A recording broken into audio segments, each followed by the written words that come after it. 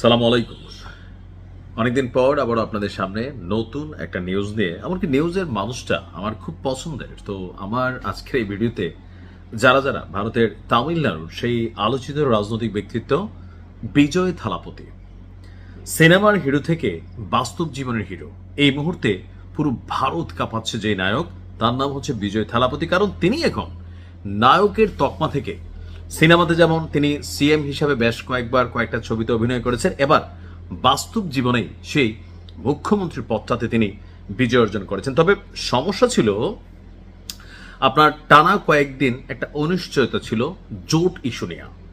অর্থাৎ তিনি বা তার দল, যে দলটা, সেই দল নাম হচ্ছে তামিলাগা ভ্যাট্রি কাজাগাম, সংক্ষেপে টিভিকে। তারা এই নির্বাচনে 108টা সিট তিনি প্রথমবারের মতন পেয়ে গেছেন।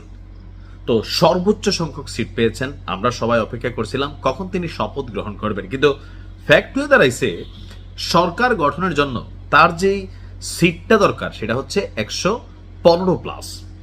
এখন তার তো আছে 108টা। তাহলে কিভাবে? আলোচনা ছিল যে বিরোধী দল যারা আছে, ছোট ছোট দলগুলো, তারা জোট বাইধে আবার এই বিজয় থালাপতিকে হারানোর জন্য বা সরকার গঠন করতে না দেওয়ার জন্য তারা আবার একটা জোট বাঁধে কিনা। কিন্তু সবাইকে অবাক করে দিয়ে আজকে সুখবর হচ্ছে সবকিছু ঠিকঠাক থাকলে আগামীকালকে হয়তোবা শপথ দিতে পারেন বিজয় থালাপতি। তো কিভাবে 108 থেকে তার বর্তমান সমর্থন বা সিটের সংখ্যা 118 হয়ে গেল, আসুন দেখি।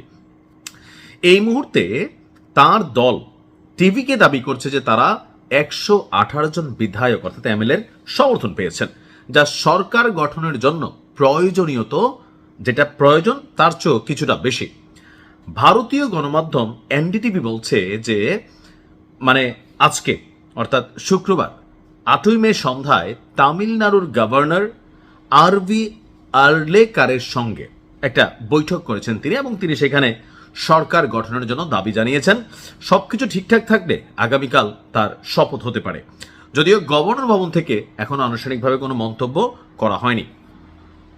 তো কিভাবে 118টাতে তিনি আপনার শপথ নেওয়ার সুযোগ হয়ে গেল, 108টায় না কেন? টোটাল এই বিধানসভা নির্বাচনে সিট সংখ্যা ছিল 234টা। তাহলে যে সরকার গঠন করতে হবে 234টা 2 ভাগ দিলে কত আসে? 117। অর্থাৎ যে 118 পাবে সেই কিন্তু সরকার গঠন করতে পারবে। তো তিনি পাইছিলেন প্রথমে 108টা, এখন 10টা কিভাবে মিলাইলো আসুন দেখি। আমরা দেখলাম যে আপনার কংগ্রেস সহ ছোট দলগুলোকে তিনি সমর্থনে নিয়ে নিয়েছেন। কারণ যখন তিনি দেখলেন যে 108টা সিট পাওয়ার পরেও তার দল সরকার গঠন করতে বিপাকে পড়েছে, তখন মিত্র যারা আগের যে সরকার ছিল ডিএমকের দীর্ঘদিনের মিত্র কংগ্রেস, তারা প্রথমে আপনার সমর্থন দিয়েছিল, তবে শর্ত ছিল টিভিকে যেন বিজেপি বা সাম্প্রদায়িক শক্তির সঙ্গে কোনো জোট না করে। অর্থাৎ এই কংগ্রেসের 5 জন বিধায়ক তারা জোট দিয়ে ফেললেন টিভিকের সাথে, হয়ে গেল কত? 113। তাও তো হচ্ছে না ভাই। এখন করলো কি?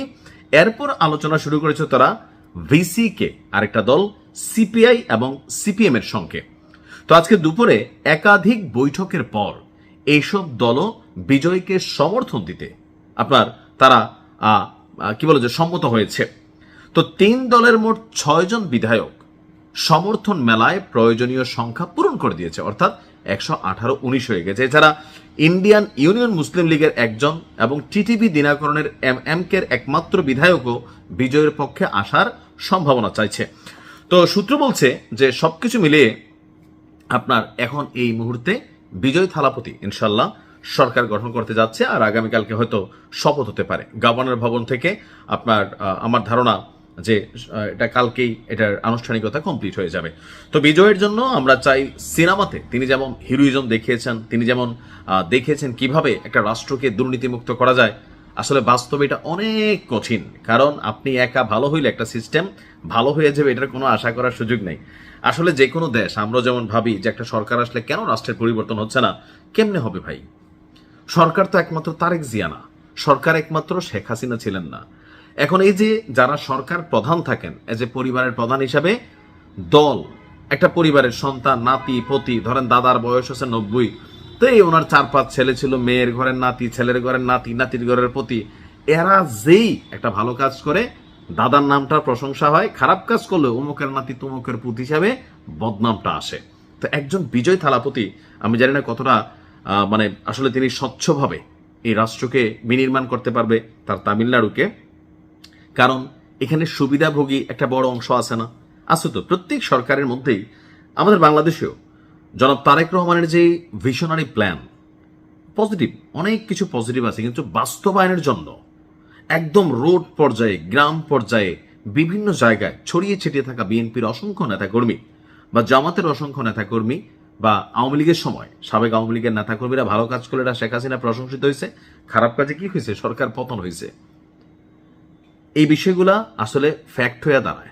তারপরেও আমি পজিটিভ মানুষ, বি পজিটিভ, আশাবাদী মানুষ, আশা করি ভালো কিছুই হবে। ভালো থাকুন, আসসালামু আলাইকুম।